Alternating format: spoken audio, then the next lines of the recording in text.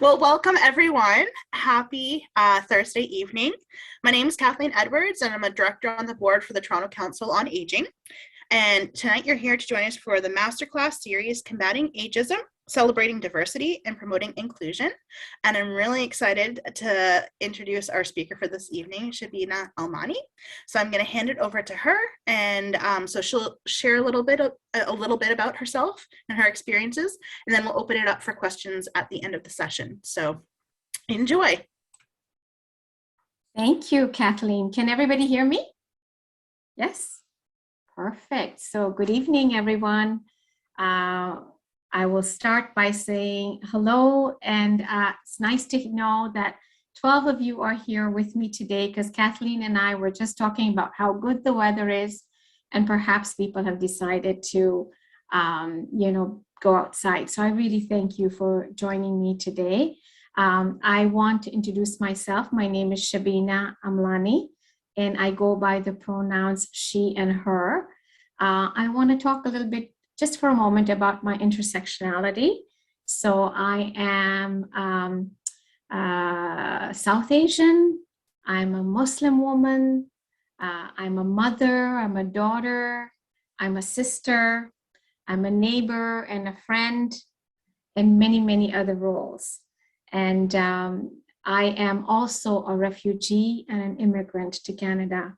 And I really was very grateful to be given the opportunity to come today at the Toronto Council for Aging's masterclass, simply because I felt like I could bring the perspective of the immigrant that comes to Canada, of the South Asian Muslim woman who came to Canada at a very small, young age of 10, and who grew up over here. Next slide, please.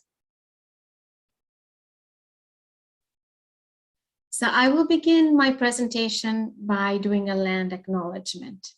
I'm grateful and I respectfully acknowledge that I live and work on the traditional territory of many nations, including the Mississaugas of the Credit, the Anishinaabe, the Chippewa, and the Haudenosaunee, and the Wendat peoples, and is now home to many diverse First Nations, the Inuit, the Métis peoples.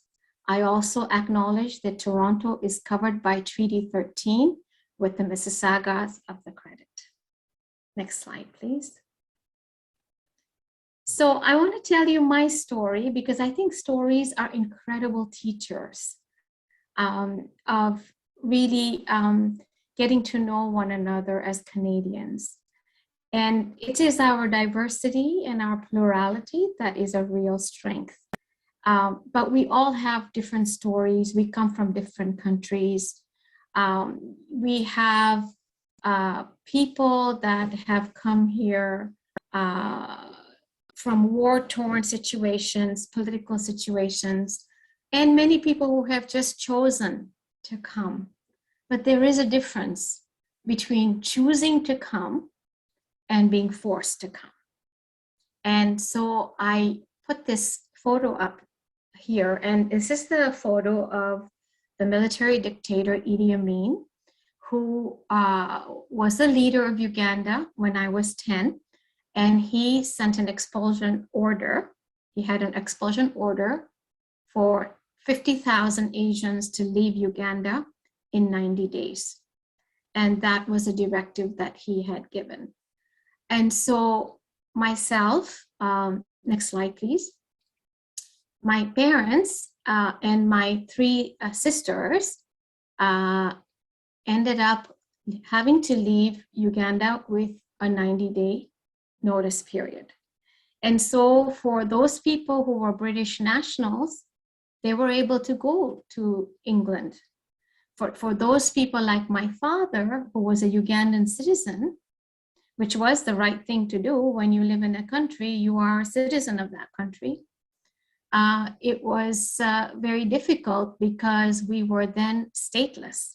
The Asians needed to leave, and there were 30,000 people trying to leave at once, and they had to leave overnight. So what we actually had to do is we had to be stateless to be put in the term stateless so that the Red Cross and the United Nations, which are the two global bodies that take care of displaced refugees, would accept us as refugees to be able to leave Uganda. Next slide, please. So it is early days, and this is probably one of the photos. That's the earliest family photo. There used to be a department store. I don't know if you remember, it used to be called Towers. It was like a Zellers. And then there was a photo studio there, and this was our first picture. And so we immigrated in May of 1973 is when we came to Canada. I show you this picture because later on in my presentation, I will show you the grown-up version of all these wonderful people who are my family. And so it was nearly 50 years ago, because 1973 and 2023 will be 50 years that we will have been in Canada. So it's quite a milestone for us. And here in my photo, my father, Karmali Amlani, is just 36 years old. Here my mom is 33. And my sisters, Anar, who's 2, Shanur, who's 5, myself, the one in the ribbon in her hair, 10, and my beautiful sister, Roseman, who is 12. So we basically had to leave everything behind that my father had built. So my father had a transportation company, he had properties in the city, and, you know, with a very short notice, we left overnight, leaving our belongings, everything that we had, in a small town called Kitgum, going to Kampala overnight, letting the caretakers know that we are going to be coming back. We're just going to Kampala, the city, and we'll be back in a couple of weeks. And the idea was that Dad would wake up in the morning, early, 3, 4 o'clock in the morning, and stand in the lines, the UNHCR lines and the Red Cross lines, hoping to get the documentation and the paperwork done to be able to leave Uganda urgently. And I remember looking at the document, and I remember there being the immigration, it's called the IMM 1000. It's the document that immigrants are, when they arrive at, in our case, Dorval in Montreal, it says that my dad had on him $2,000. Next slide, please. So you might be wondering, why is there a little black and white picture there of me? So in haste of having to leave everything behind, that is the only picture that I have of me as a child. And this particular little black and white photo is a photo of a photo that my sister Roseman got magnified for me, because I don't have any pictures of any of my birthdays or any of the celebrations in my life, because we left overnight. All the albums, all of the photos, everything was left behind. So this particular picture is very meaningful for me. I think I'm kind of cute too. It reminds me of my youngest son, Alian. When I put the pictures together, we're quite remarkably the same. So having been born in Kampala and having left in 1972, as I mentioned, we, with the support of the United Nations High Commission for Refugees and the Red Cross, we left on planes, just like the black and white picture that you saw, not knowing which refugee camp in Europe we were going to end up in. So after we got on the plane, my father turned to the person and said, "Where is this plane going?" And they said, "This one's going to Vienna, Austria." So that's how we knew that we were headed to that country, because until then, there were planes leaving for Spain, for the Netherlands, for Italy, because all these people had to come out of the country right away. Next slide, please. So we settled in Kitchener-Waterloo, which is where one of my uncles was living. He is no longer, may God rest his soul in peace, but he was the reason why we chose Kitchener-Waterloo. And would you believe that within the week that we landed in Kitchener-Waterloo, my father had a job. So it was an incredible time, and Canada was looking for immigrants to come and support the economy. And both my mom and my dad got jobs right away. I graduated in 1983 and went on to do my bachelor's degree in health studies from University of Waterloo. And then postgraduate studies at OISE, University of Toronto, in women's studies and adult education. And then when I moved to Kuwait, I continued my studies with the University of Dundee in Scotland, where I did my postgraduate in diabetes care and management. Education is a very, very important ethic in Islam. And I think one of the reasons why the Ugandan refugees are a success story for immigration to Canada is simply because our guide, His Highness the Aga Khan, has always underscored the importance of education. And because the Ugandan refugees spoke English very well, because they were businessmen, they settled in Canada in a particularly good way. So very often people say that, the Asians that came from Uganda did extremely well. And we were fortunate that we did speak English, that we did have a good education system, and we were able to build ourselves in Canada. I wanted to also say, next slide, please, that I wanted to also say that in terms of employment, I remember my parents working extremely hard.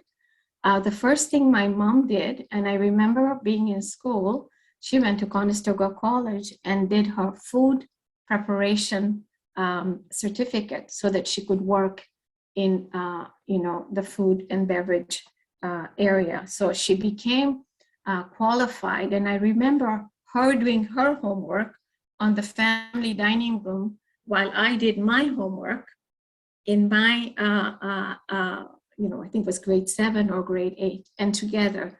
And sometimes she would ask me terms and she'd say, well, what does that mean? And there was a bit of a role reversal. And I'd say, oh, Mom, this means this. And very often it's the parent that is giving a child help. And here I was, my mom, going back to college to become a chef. And here I was in grade 7 and grade 8, and we were sharing the dining table together because the ethic of education and the importance of education was so important. And to stabilize the family was the most important thing. I remember my mom having a job from 7 to 3, coming home, and then starting another job in the evening after she made dinner to go from 7 to 11 to her dry cleaning. So that was her second job. And I remember my dad taking a meat cutting course at Conestoga College, and the evening doing a job where he was a cleaner. And I remember also that, there were jobs on weekends where you had to go, and after the bars were closed, you put the chairs all up, and then you would be able to clean up and vacuum and that. And on weekends, I would go with my parents and we would do that. And I loved that job because everybody that had too much to drink had a lot of money that fell off their pockets. And the deal was, if I went with them, I could keep all the coins that they found. So my job was to turn over all the chairs while my dad vacuumed, and I kept the money. And sometimes, I'm telling you, the loot was really, really good. It was like $15, $20 in coins and in notes. So those are some of the really, really hard days of being able to come, of having come to Canada, and mom and dad working extremely hard to stabilize our family. I got married, and then I had an opportunity to move to Kuwait when my husband had a job there at the Kuwait Oil Company. At that time, I used to work at Princess Margaret Hospital. I was working for the Ontario Breast Screening Program. And again, I was working with the immigrant population, particularly in the area of health promotion and chronic disease prevention, and really wanting the immigrant communities to take part in the breast screening that's provided by Ministry of Health. So we could see that a lot of the multicultural communities, those were not participating at the same level. And you know, when you first come to Canada and you're trying to stabilize yourself and you're trying to have a job and you're trying to raise your family, going for breast screening might not be very high on your list of priorities. But these were really important things that people needed to be educated about, people needed to know the importance about, and I actually specialized in reaching what we call the hard to reach communities of Toronto, whereby we would take the messages into the community organizations and agencies. So that was, again, you know, a job there. And on the right, we have the Kuwait Towers, the very famous Kuwait Towers, which are the landmark. And there, my sons there, Arman and Azan, are 3 and 1. So for me, when my husband said, I've got this great job at the Kuwait Oil Company, you can stay home and raise the boys, and I'll go to work, and it's just for 2 years, and then we'll be back. It was like, my God, this is a godsend, because I lived in Mississauga, commuted to downtown Toronto to Princess Margaret Hospital, and every day it was a 2-hour commute back and forth. Next slide. So then I found, again, like a nomad that has left Uganda, come to Canada, now to Kuwait.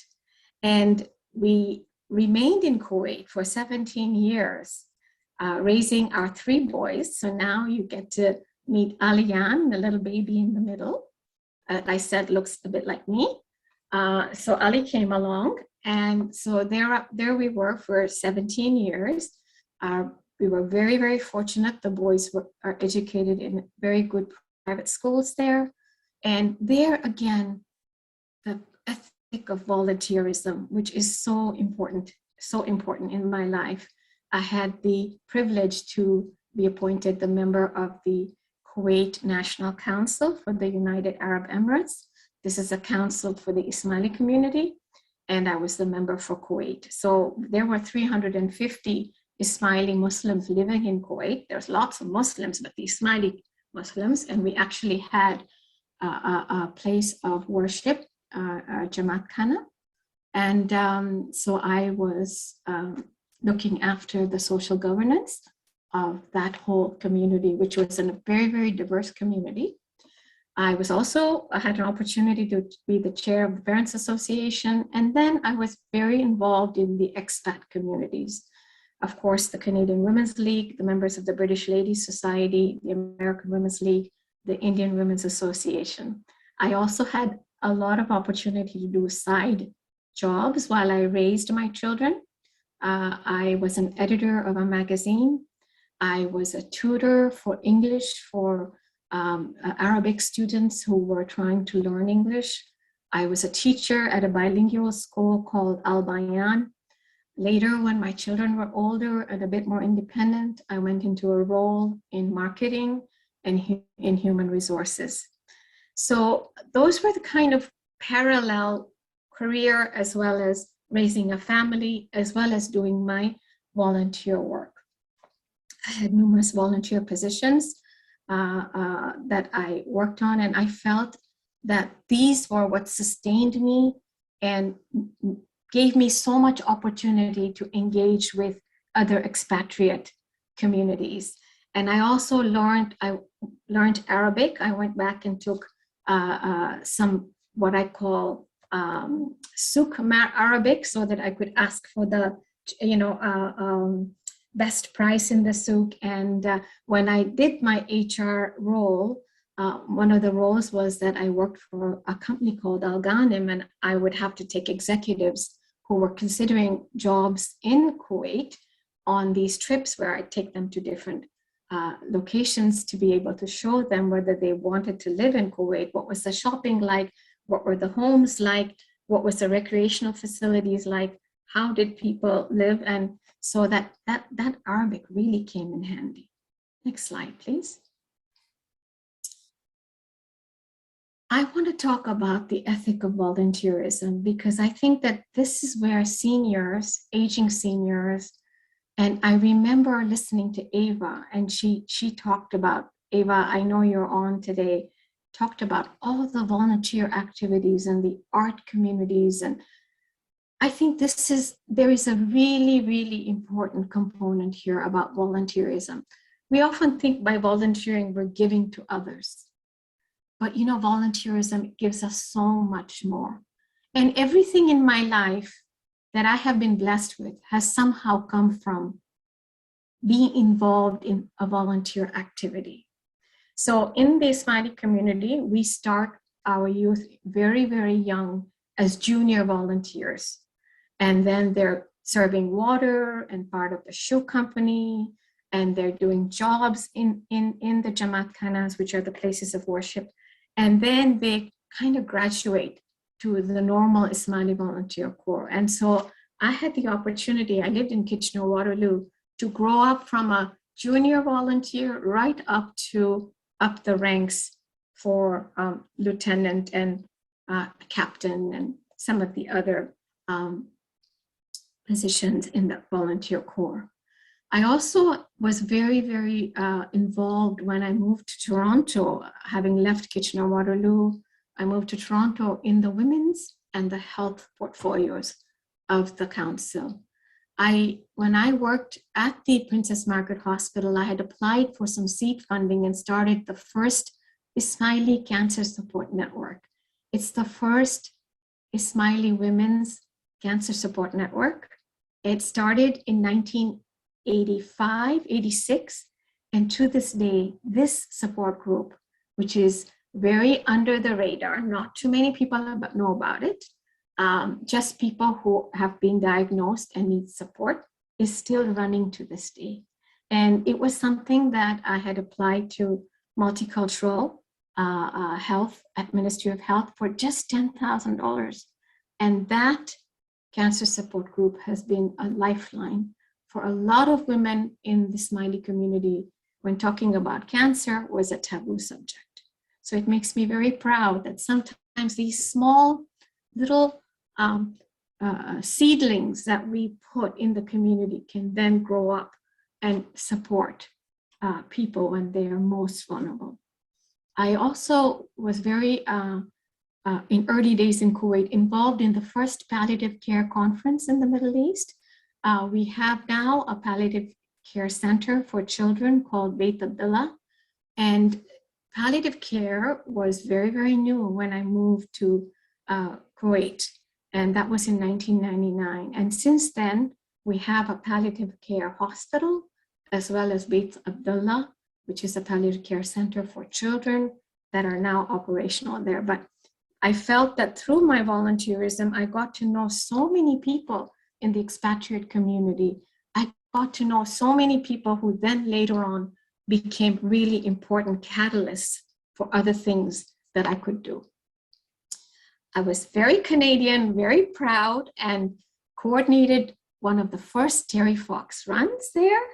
And I also was very involved in the Fight Hunger, Walk the World, and the Run Kuwait charity runs. So that was one of those things that I really brought the community, the Ismaili community, on with me. They always ran the water stations. They were the marshals. They were the people who, showed how far they were. They were the ones that cheered people back when they were coming. They were throwing water bottles. But that was a way that we could really get the Ismaili community involved. And again, this is taking my knowledge and experience of what we do in Canada, but then applying it to Kuwait, where some of these things were new to be able to organize and run. So this is where I feel that, no matter where we live in the world, we can take our skills and our knowledge, and they are so portable. It doesn't matter where we live. We can continue to thrive. So wherever you are, wherever life takes you, you can instantly have a community when you are volunteering for a cause and when you are in the company of other people that want the same thing that you want for yourself. This volunteer work led me to one of the most pivotal things that I did in Kuwait. And when I was part of the International Women's League, the American Women's League, the British Ladies Society, I came into contact with a lot of ambassadors' wives who were there. And so they were engaging in this social clubs.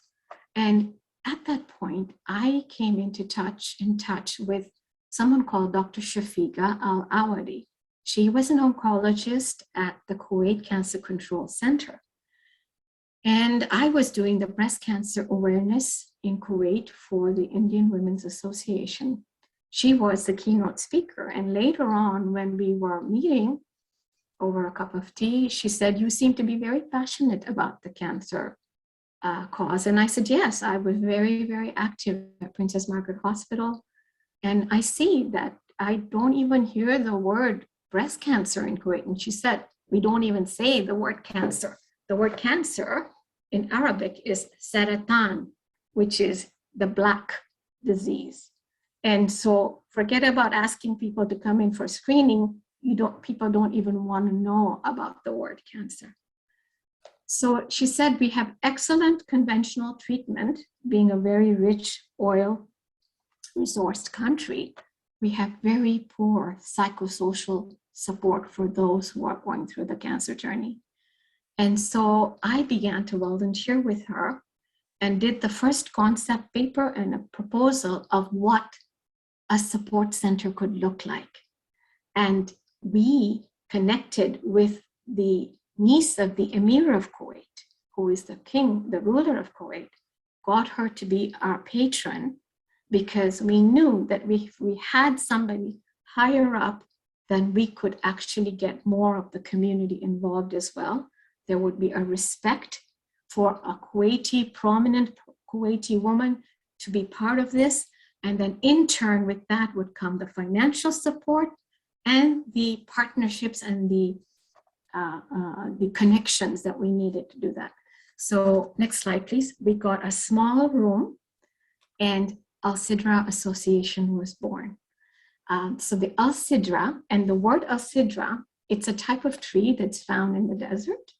I was one of the people, when we sat down around the table, we had to decide, what are we going to call this center, right? And we were thinking about all kinds of names. And, for my background, I do Wellspring from Canada, and I knew some of the other names.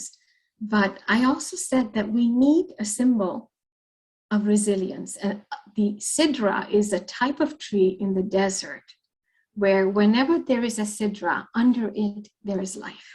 Under it, there are animals and rodents. And so we thought that, through the shade of sidra, we would have support for patients who needed psychosocial support, for cancer patients, their families who were going through cancer.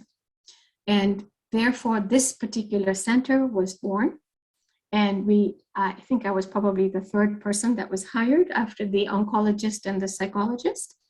And we then did volunteer recruitment, again, using the Canadian knowledge that I had with Princess Margaret Hospital, with my work in immigrant settlement. And we used some of those ways to engage and do a very much a community development model of engaging various embassies, community organizations, women's groups, hobby groups, everybody, to bring them on to see how they could support that. And so we, if you do have a chance and you would be interested in seeing what this looks like, if you Google it, you will be absolutely amazed. It's a little oasis in this big cancer center. It is so beautiful, so warm, so inviting, and it provided a confidential environment for patients and their families to help them cope with cancer. And we had a library there. We had, yoga, we had meditation, massage, we had support groups, brought in the wig boutiques, the Look Good, Feel Good program, all this amazing best practice from Canada imported to Kuwait and making a difference for women when they were most vulnerable. So next slide, please. So it is at that time when I say that it was one of the most humbling moments of my life. And this is a picture of a picture. And I was very, very surprised when one day Dr. Shafiqa said, you have been invited by the Emir to come to an event. Usually these were things reserved for Kuwaitis. You know, I was just an expat who was there, and she said, no, both you and Karen, you are co-founders of Al Sidra, and the Emir would like to recognize you. So I've never been to a palace like that before. I've been to palaces in Netflix, but incredible. So here we have the Emir of Kuwait, and he's presenting me with a beautiful plaque, which has been inscribed in Arabic. And it was at the Al Bayan Palace, and it was for setting up the supporting the Kuwait, the country of Kuwait, with the Al Sidra Center, and for bringing best practices from Canada and the diverse engagement with the various communities. Next slide, please. So then in 2016, it was time to come home. So this is, I'm very proud to say, this is my beautiful family with my mom and dad in the front here, celebrating their 55th wedding anniversary.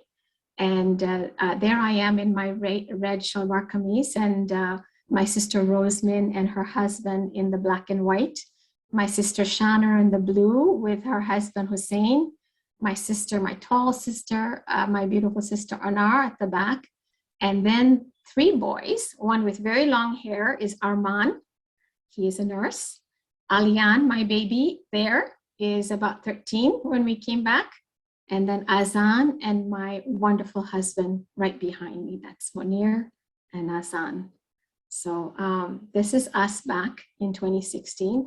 A really, really important reason to come back was that, you know, the boys were now at university in Canada. So Arman was at McGill, Azan was at Western, but more importantly, it was time to come back and support Dad, because, next slide, please. Dad needed support. He had been looking after my mom, who had been diagnosed in 2008 with dementia. He was her principal caregiver. And sadly, my dad passed away during the pandemic in June 2020. So here's a picture of me and my dad. And it's one of the pictures, you know, maybe about a year or so before he passed away.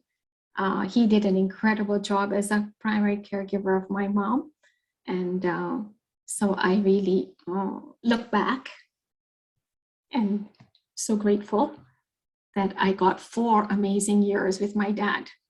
And I'm so glad that I had the support of my husband to come back home to Canada to be with them. And it gives me great satisfaction to know that I could come. Next slide, please. So here are the amazing women that look after Mom now. It's a very tall order because Dad did an incredible job, and the 4 of us are barely enough. But there's Santa Shabanu, as my cousin would say. My mom's name is Shabanu, but he would, there she is at Christmas. And my sister Rosemin, who is here from Dallas for over a year, was through the pandemic, was very difficult to get support at home of caregivers. And then my sister Anar on the left, myself there in the middle, and my sister Shanor. So we are together, you know, what we call the women of courage that are looking after my mom to the best of our ability. And that is what we intend to do. I think there's lots of South Asian seniors that really were affected in the pandemic. I think the pandemic brought to light many things about long-term care and the support that people need all over Canada, but particularly in the long-term care.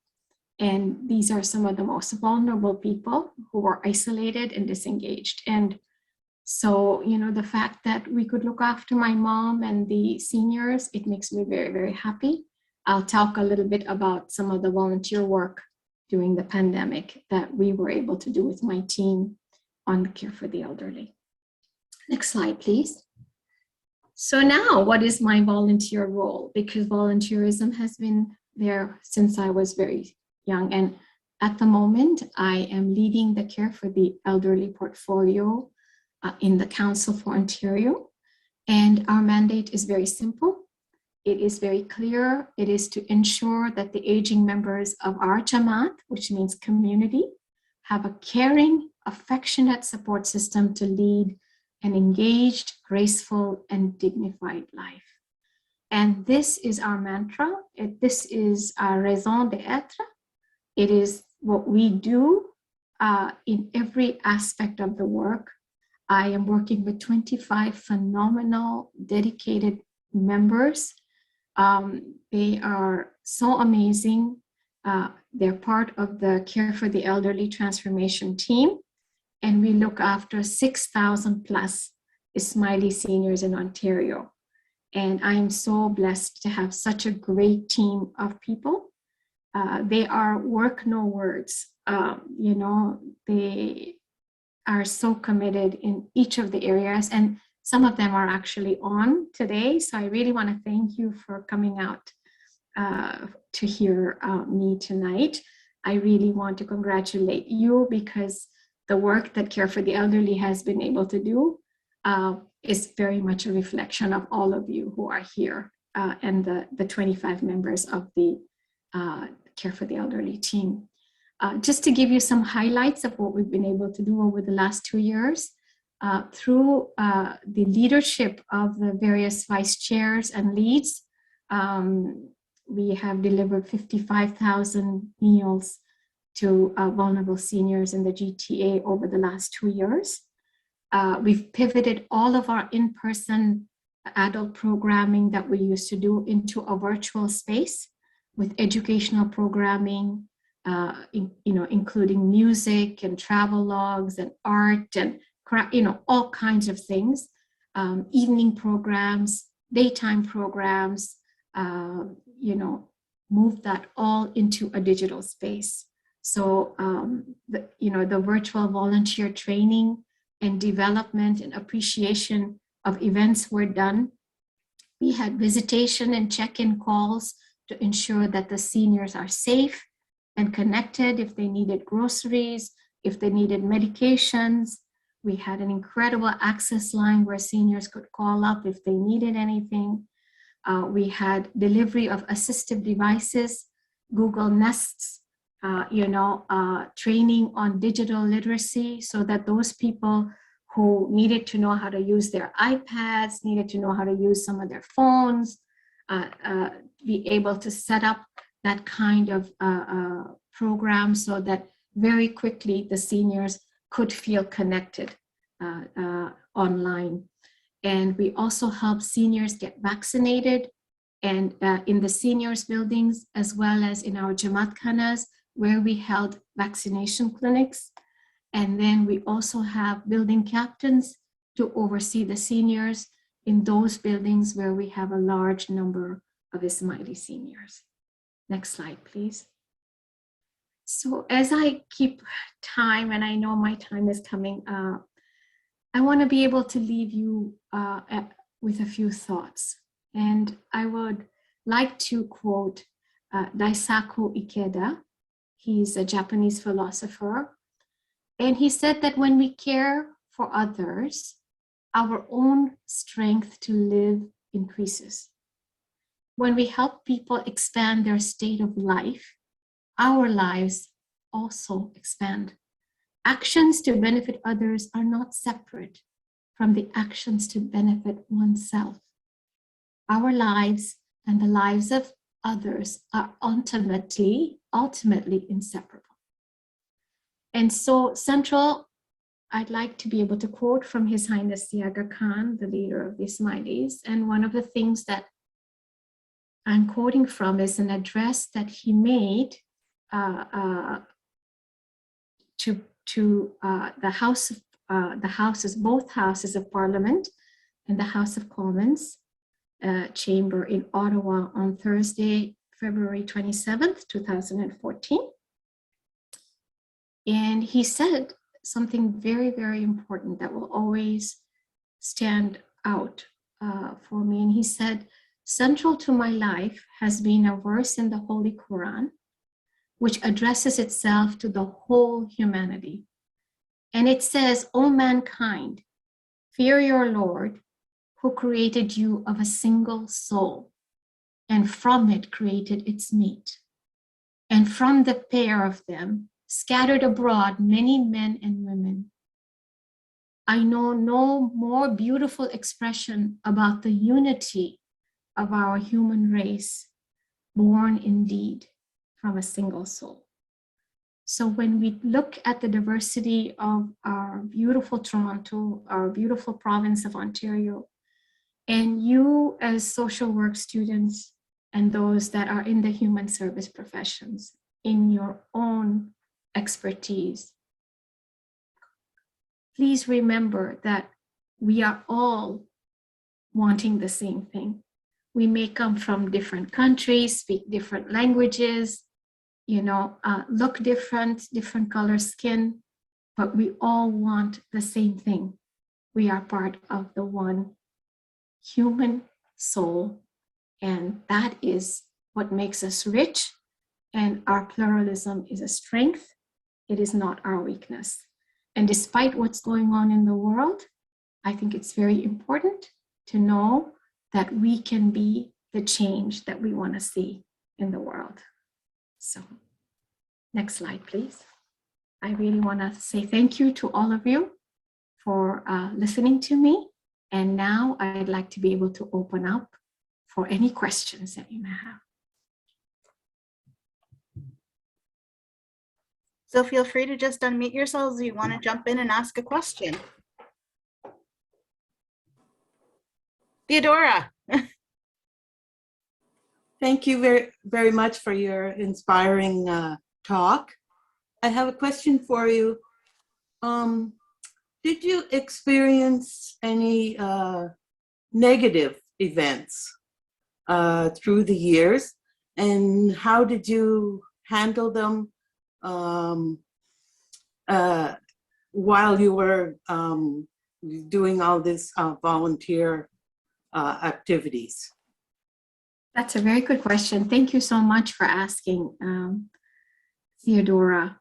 I have a very, I have a memory, and my children laugh about it all the time. So when I was in grade 9 in Waterloo at Waterloo Collegiate Institute, there used to be a boy that would wait at the gate.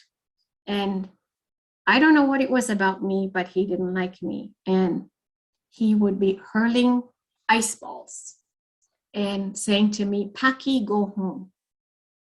I'm not really sure why. I was very, very scared of him, but he knew exactly the gate. And there were times when I didn't want to go to school because when it was snowing, he would have his snowballs ready for me. And so this one time, he actually hit me with an ice ball. Thank God I had my hood on right in the back of my head. And so my father called the school. And he said that this kind of bullying's been going on. And you're going to laugh, Theodora, because the next time I saw him, I took out my lunch pail and I just smacked him like this. And he was the one that had the big egg on his head.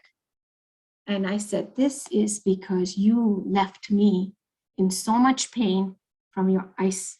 And after that, I didn't have a single problem with him again. So yes, Paki, go home, but I'm not even Pakistani. For heaven's sakes, where's your geography? I mean, and I remember my sisters and I taking the bus, and sometimes we would go right in the back of the bus because there would be people who would be, saying all kinds of nasty things. You smell, go back to where you came from. we were just young kids. We were teenagers, just trying to get to our school. But yeah, Theodora, there are some really painful things that we did go through. And I hope that we will have, I hope that it'll be better, for those newcomers that are coming now. Mhm. It made me very resilient, and it made me very forgiving because they were just coming from a place where they just didn't know, Sometimes ignorance causes people to be a certain way. And I've been able to kind of, get past it, but every now and again it does come up, it does come up. Thank you. Ava, did you have a question? Sorry? Did you have a question? Yeah, actually I do. I have a question about ageism because you deal with the elderly. It's a topic where you're talked down to rather than respected. The tone that you can't do it because you're older. I mean, heck, I intend to go do whatever I can. Other than having osteoporosis, certain things that will keep me back, enjoy life even though we have COVID. How do you see that affecting the elderly that you work with, the attitude that, let me put it this way, positive attitude towards aging is much better to have than a negative attitude towards aging, that you can't do anything versus you can do it no matter what. How do you respond to that? Yeah, Iva, that's such a great question. And your talk that I listened to was so inspiring. Like, you are such a go-getter. And in our virtual space currently, Yeah. we do every Wednesday, we have the programming that we used to do in person for the senior centers. We've gone into the virtual space and we do talk about the aging in place. We are working on an aging in place tool right now that is very proactive in trying to get seniors to think about not just presently, but what are you going to be doing, the young seniors, so the people that are in their 50s, talking about where is it that you're going to live in the next 10 to 20 years? What is it that have you spoken to your family about what your wishes are? Should you not be able to, which is the advanced care planning. What about transportation when you get told that you are no longer safe to drive? What are you going to do? Have you thought about what your means of transportation are going to be? What about your finances? So a lot of these 9 areas of the Aging in Place tool, if you want to Google it, there is a United Way does that. And it takes you through incredible tool called Aging in Place, which really supports seniors to be at home where they want to stay rather than having to go into long-term care or assisted.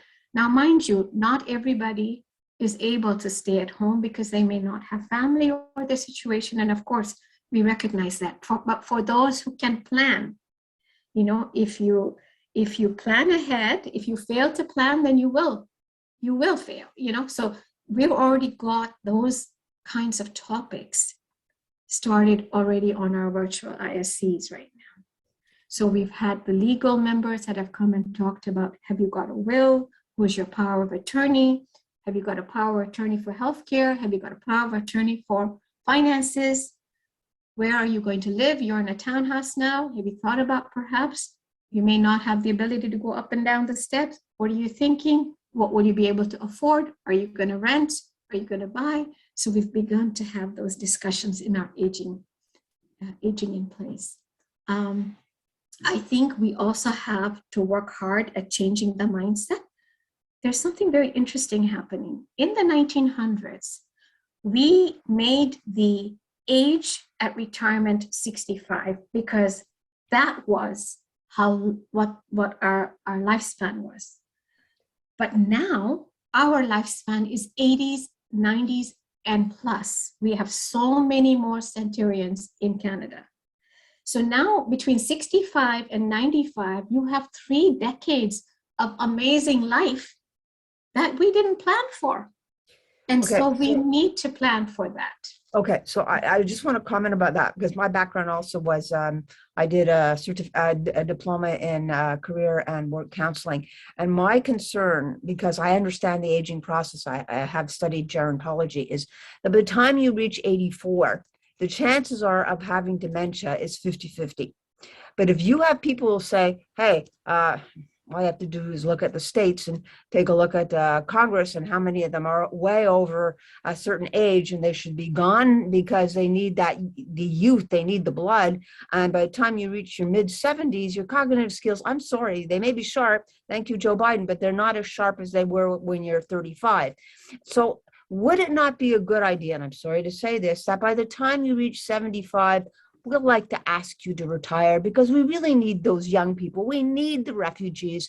You know, there's a time when you need to stop. I'm sorry, you need to stop working and cash in your pension. Do you want to comment on that? Because I'm getting really frustrated seeing so many old men in power. No comment about why do we have a war right now. You know, get out of there. Comment. Yeah, And you have an I would HR background, and I have too. And so I'm wondering, did we go wrong here in allowing people to work till 95? Am I the only one here thinking that? I would be very happy if someone else wanted to also chime in into this wonderful Please, discussion. somebody comment. You know? Am I being ageist here? I think it probably just depends on the person and where they are.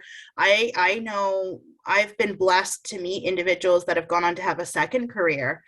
So they retired from one job and then went back to school and got retrained and are now pursuing another career, a second career at 60 or there's a documentary on CBC, and it was of Dr. Olive Brighton, who went and got her PhD. She's 80 years old in Prince Edward Island.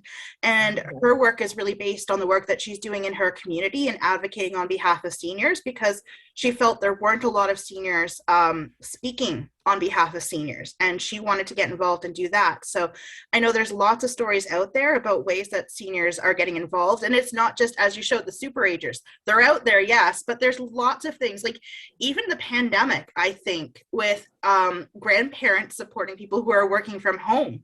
My mom would come over. I worked from home. My mom would come over and do virtual school with my daughter so I could focus on work, because she knew I couldn't do two things at once. And that to me is like, she was basically helping to teach my daughter and get her all set. Jane, I see your hand is up.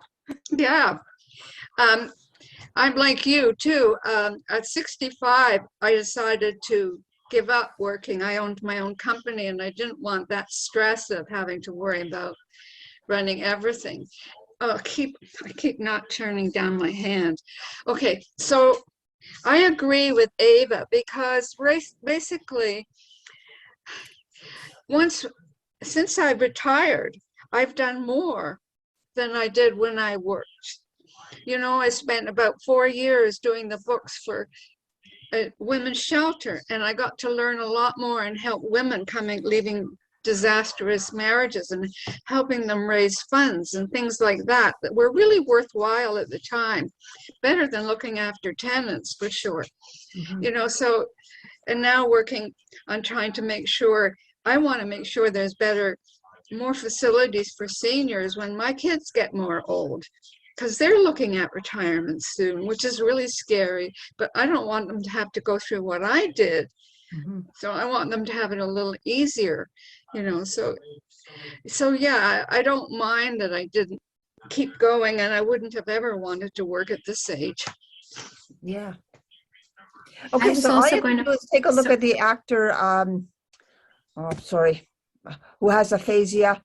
Okay. Oh, right. Bruce All right. Willis. Bruce Willis. Actually, Thank you you. know what? In his defense, on top of aphasia, it may also be tied to, did he do stunts and the type of movies that he was involved in, right? Like, it's a very strenuous job. So for people who are involved in farming, very physical work, I think because of the physiology of aging, it's very challenging to keep that up on your body when you want to be independent. But if you're, you think about the jobs that we have, if it's a job where it involves you're not very physical and you're not very active and it's not that demanding on your body, you might be able to continue doing it longer. I know in academia, for professors, they don't have a mandatory retirement age. You can keep working and keep teaching until you decide that you've had enough, which is nice.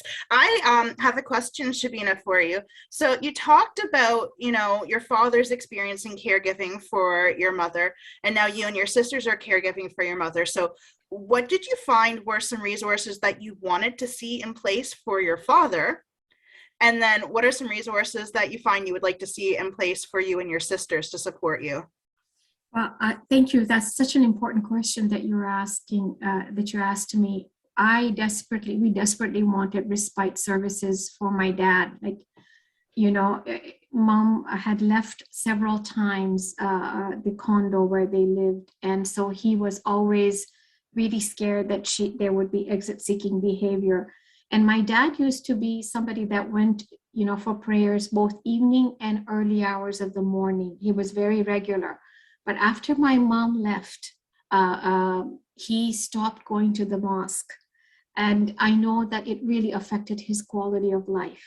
And so I would say that, you know, mom and dad worked in Canada for 40 years. They were taxpayers. You know, they worked so incredibly hard, but I know that dad was so disappointed when we talked to the LIN to ask for somebody that would come on a regular basis to give him a break so that he could go to the bank or get his haircut or go get groceries. And it was like, nope, you get your half-hour shower. That's all we have. That's all we can give you. We'll get half an hour a day. So what to this day we get is 3.5 hours a week. My mom is in advanced stage of dementia. And we do talk to the LINs. We do talk, at the time it was a CCAC, now it's the LIN, and now it's a home and community support, whatever it is. At the time when you need that help and it's not available, it's very, very difficult. So I've been an advocate. My sisters and I have been great advocates for more dementia-friendly support services for seniors, because this is, I mean, it's just the number of people that are going through dementia and Alzheimer's is just mind-boggling. And it's gone through the roof, exactly, Eva. And I really, really hope that some support will be available. You know, the other thing I want to say is, I think, you know, my dad as a caregiver, I think he just burnt out. He was a very healthy man. Yes, he had a pacemaker for his heart, but I think after being a caregiver for as long as he was, 14 years, I think that he burnt out. And so I think we need a lot of education about what it means to give back to yourself and take care of yourself so that you don't lose your health and well-being trying to take care of your loved ones. Thank you. I see Star's got a question.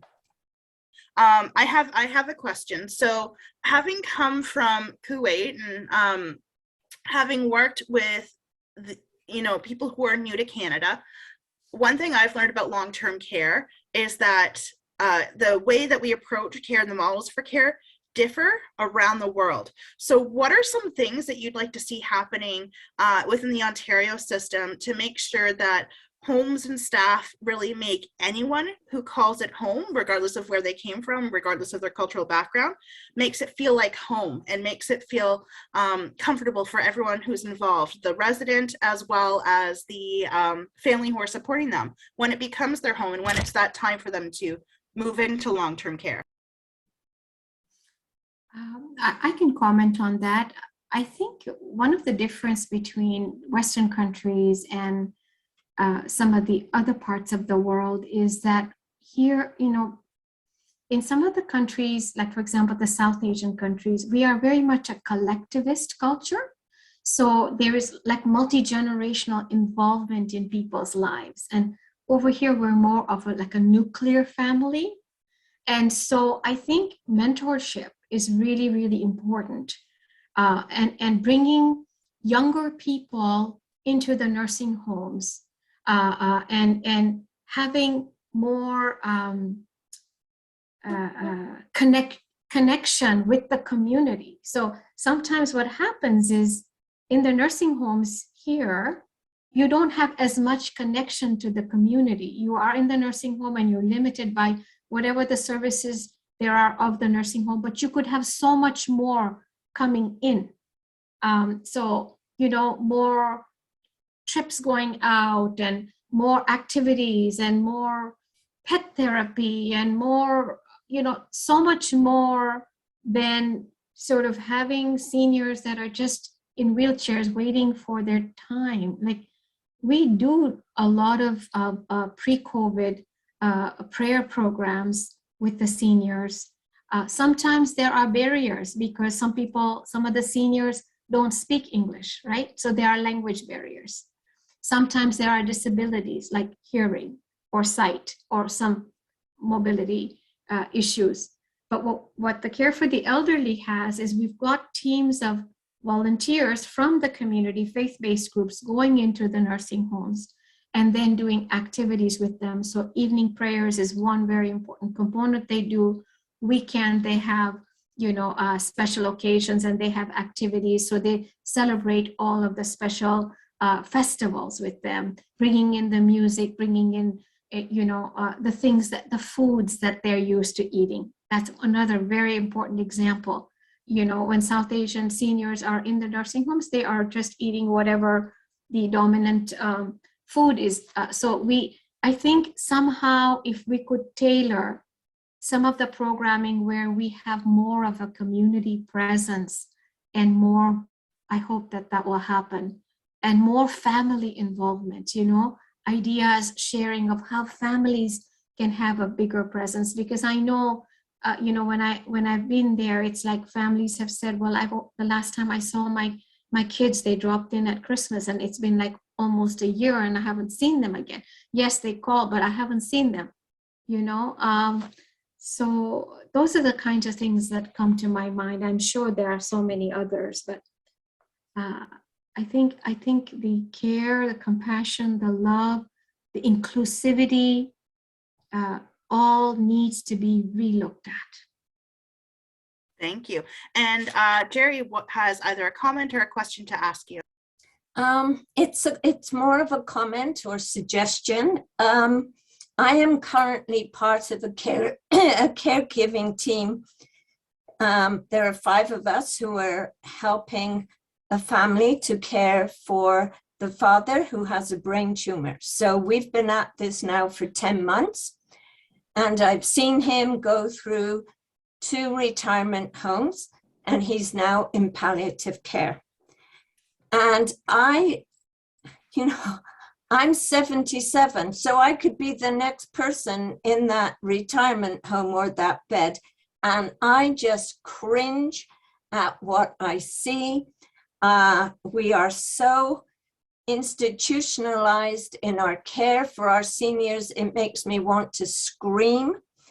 Why we can't let them have breakfast at the time they want breakfast? Why we can't put seniors into small houses, maybe, 8 or 10 to a house that has a staff in each house.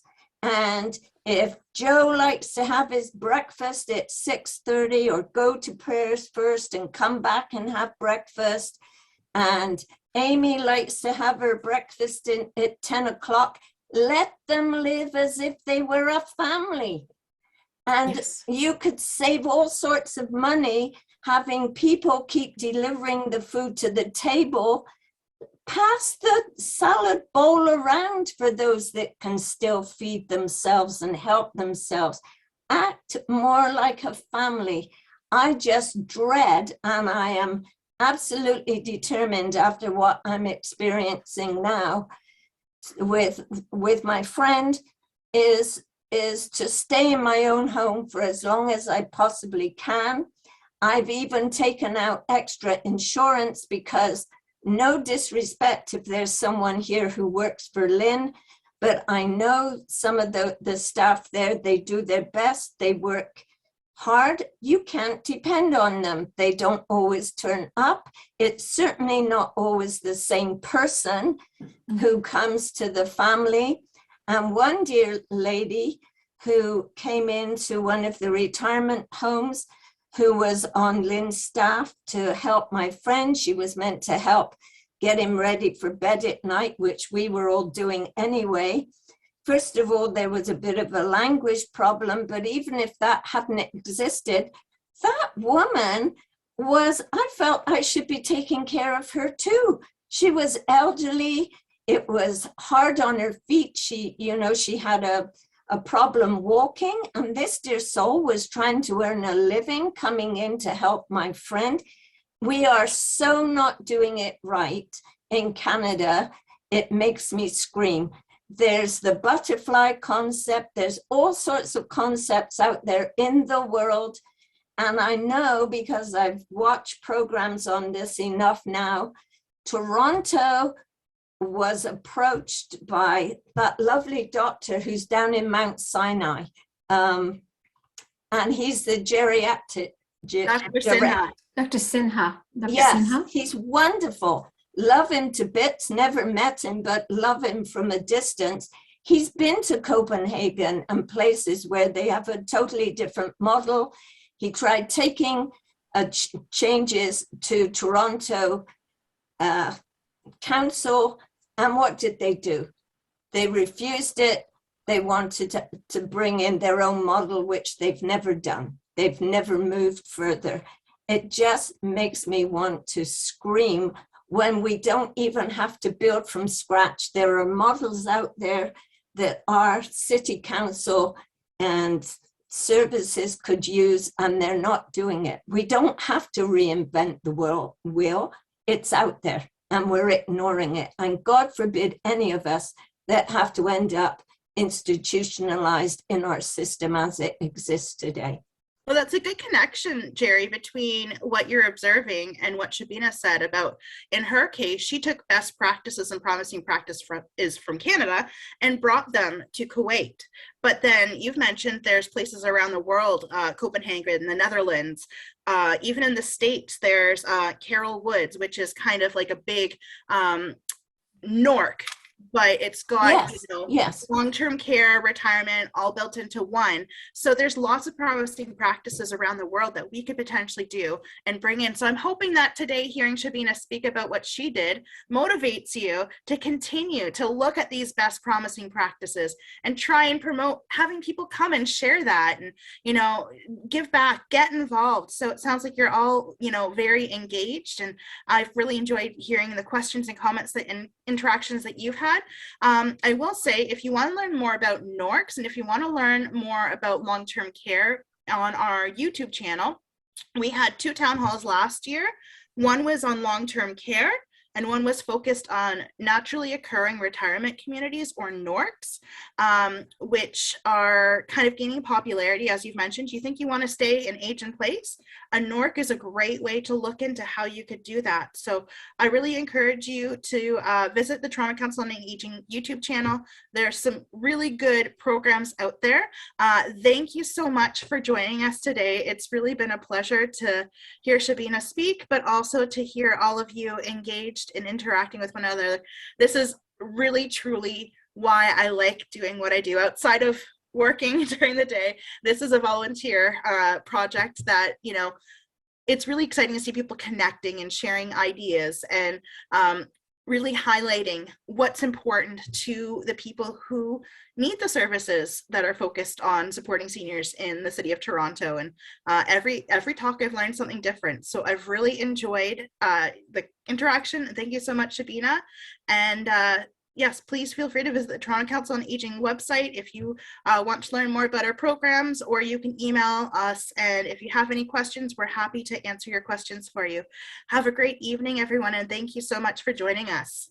Thank you. Take Thank care, you. everyone. Thank Bye. you.